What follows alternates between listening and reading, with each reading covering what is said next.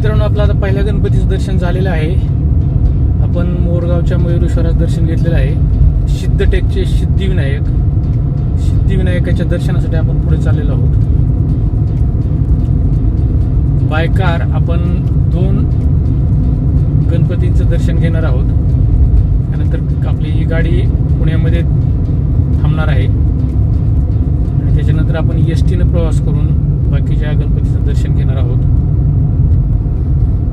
मयुरेश्वर म्हणजे मोरगाव ते सिद्धटेक हे अंतर साधारणतः 65 किलोमीटर आहे. रस्ता अतिशय सुंदर आहे.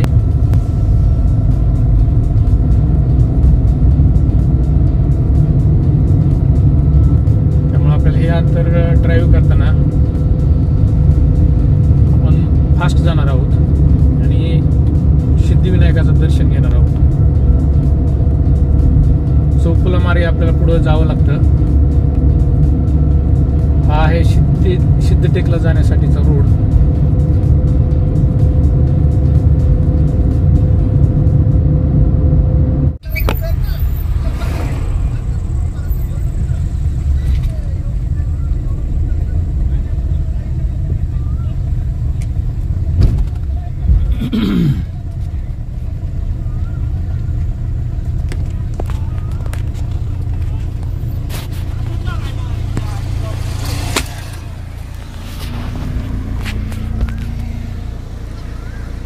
मित्रांनो, आपण आहोत आता भीमा नदीच्या पुलावर. भीमा नदीमध्ये बघा एवढं पाणी आलेलं आहे. काही वेळेस या पुलाला पाणी लागतं, एवढं पाणी असतं. पाठीमागच्या 8-10 दिवसामध्ये पाऊस पडल्यामुळे मोठ्या प्रमाणात पाणी भीमा नदीचं वाढलेलं आहे.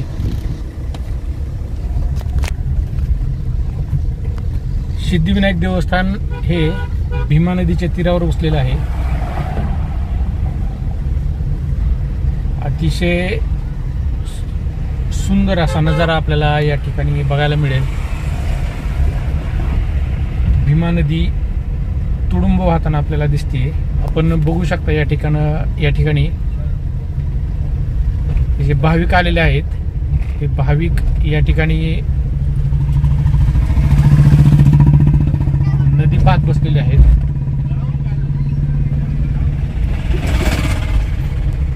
त्याचबरोबर काही जण मासे पकडायला पण बसलेले आहेत. मित्रांनो, बघा भीमा नदी अशा पद्धतीनं सुंदर असा नजारा या ठिकाणी आपल्याला भीमा नदीचा दिसतोय.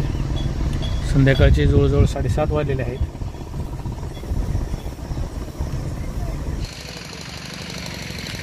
मित्रांनो, आता आपण आपला दुसरा जो गणपती आहे सिद्धटेकचा सिद्धिविनायक या ठिकाणी आलेलो आहोत आपण.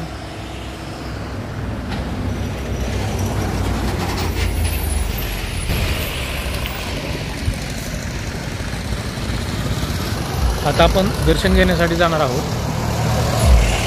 आता या ठिकाणी भरपूर अशी वाहनं याही ठिकाणी आपल्याला मोठ्या प्रमाणात गर्दी दिसणार आहे. हा समोर नगरहून येणारा रोड आहे.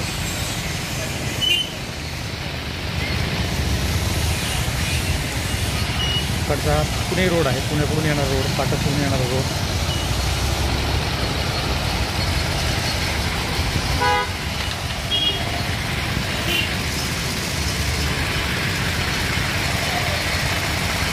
आपण आता मंदिराकडे जातोय. मंदिर रोडला चिटकून आहे. मंदिराच्या पश्चिमेला भीमा नदी आहे.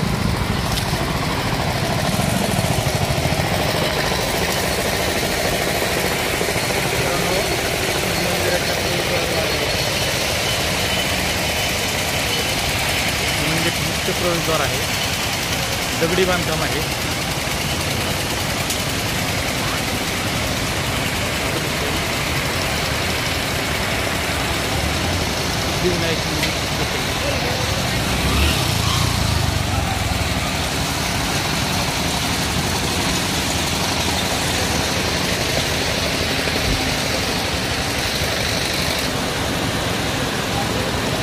गणपतीचं जे वाहन आहे मंदिर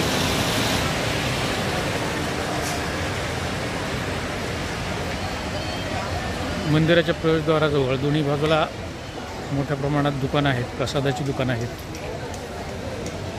इमिटेशन ज्वेलरी दुकानं आहेत, खेळण्याची दुकानं आहेत, छोटे छोटे कॅन्टीन पण आपल्याला या ठिकाणी दिसून येतील.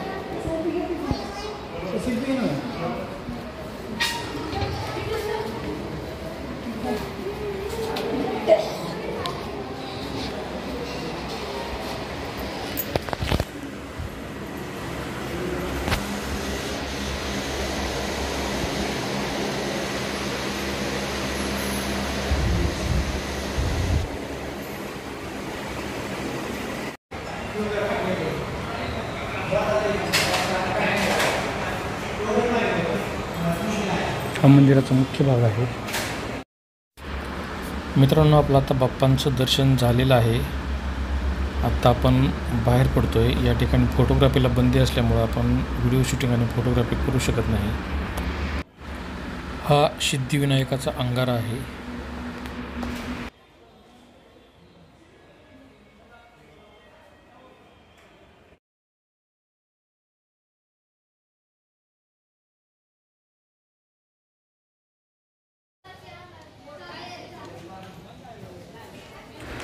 मित्रांनो, अशाप्रमाणे आपलं बाप्पांचं दर्शन झालेलं आहे.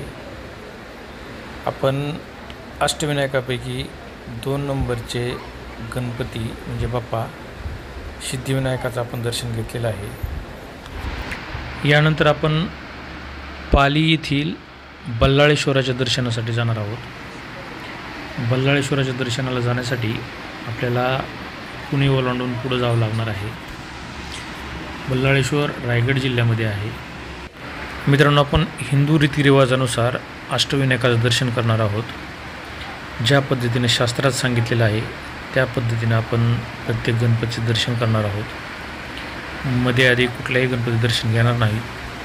आपण जे चालीरीती आहेत, जुन्या रूढी परंपरा आहेत, त्याप्रमाणे आपण बाप्पांचं दर्शन घेत पुढे जाणार आहोत आणि आपली अष्टविनायक यात्रा संपवणार आहोत.